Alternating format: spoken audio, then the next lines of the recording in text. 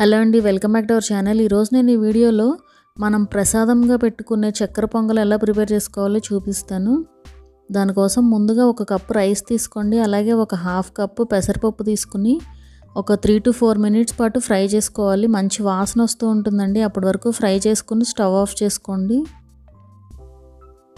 ఇప్పుడు ఇందులోకి కొద్దిగా వాటర్ యాడ్ చేసుకుని ఒక 2-3 సార్లు క్లీన్ చేసుకోవాలి నీట్గా. ఇలా మొత్తం క్లీన్ చేసుకుని ఇప్పుడు ఒక 1.5 కప్ తీసుకున్నాం కదా మనం రైస్ పెసరపప్పు కలిపి. ఇప్పుడు ఇందులోకి ఒక 3 కప్పుల వాటర్ యాడ్ చేసుకుని 3 విజిల్స్ వచ్చే వరకు కుక్ చేసుకోవాలి హై ఫ్లేమ్లో. ఈలోపు ఒక బౌల్లోకి ఒక 1.5 కప్పు పంచదార యాడ్ చేసుకోండి.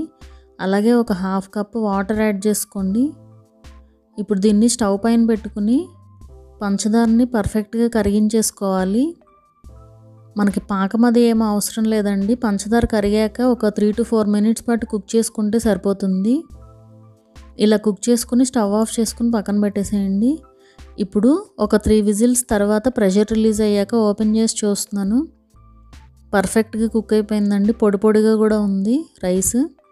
సో ఇప్పుడు ఇందులోకి షుగర్ సిరప్ యాడ్ చేసుకుని ఒకసారి మిక్స్ చేసుకోవాలి. ఈ పంచదార పాకం అంతా కూడా దానికి పట్టాలండి, రైస్ అండ్ అలాగే పెసరపప్పుకి. అలాగే ఒక స్పూన్ నెయ్యి యాడ్ చేసుకుని ఒకసారి మిక్స్ చేసుకోండి. ఇది ఇలా ఉడుకుతూ ఉంటుంది. ఈలోపు ఒక ప్యాన్ తీసుకుని అందులోకి నెయ్యి యాడ్ చేసుకుని ఎండు కొబ్బరి ముక్కలు యాడ్ చేసుకోండి. అలాగే జీడిపప్పు కిస్మిస్ కూడా యాడ్ చేసుకుని ఫ్రై చేసుకోవాలి.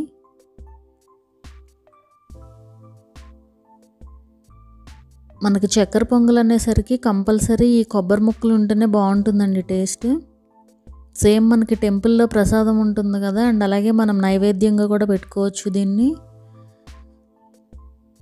ఇలా ఫ్రై చేసుకుని ఇది కంప్లీట్గా ఉడికిపోయిందండి. ఇప్పుడు ఇందులోకి యాడ్ చేసేసుకోవాలి. ఇలా మిక్స్ చేసుకుని ఫైనల్గా కొద్దిగా ఇలాచీ పౌడర్ యాడ్ చేసుకుని మిక్స్ చేసుకున్నారంటే మన చక్కెర పొంగల్ రెడీ అయిపోతుందండి. నవరాత్రులు వస్తున్నాయి కదా, సో ఆ టైంలో చేసుకోవచ్చు అని చెప్పి షేర్ చేస్తున్నానండి ఈ వీడియో అయితే.